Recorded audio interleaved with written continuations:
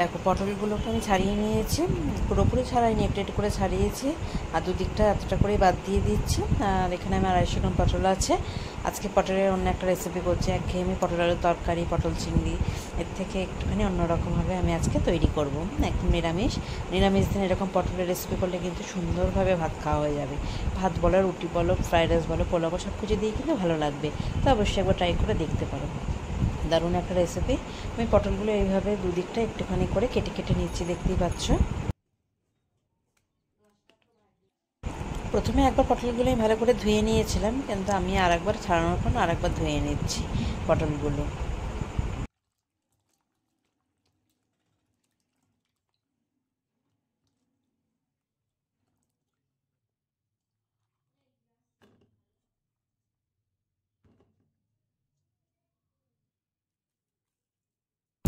এবার পটলগুলোতে আমি নুন আর একটু হলুদ দিয়ে দিচ্ছি, দিয়ে মাখিয়ে নেবো। খুব বেশি না, অল্প অল্প করে দিয়েছি একদম, খুব বেশি নুন আমি দিইনি, পরে আবার দেবো। অল্প নুন দিয়েছি।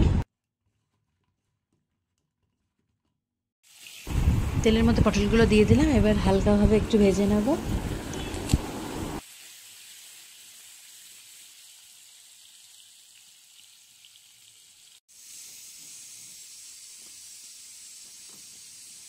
এদিকে দেখো মশলাটার মধ্যে সর্ষে, কাঁচা লঙ্কা আর নারকেল, খুব ভালো করে এটা পেস্ট করে নেবো। আর দই দিয়ে দিচ্ছি পরে, খুব ভালো মিহি পেস্ট করে নেবো। নিয়ে এই মশলাটাই কিন্তু দেবো, একদম কোনো কিছু পেঁয়াজ বা রসুন ইউজ করিনি, একদম নিরামিষ।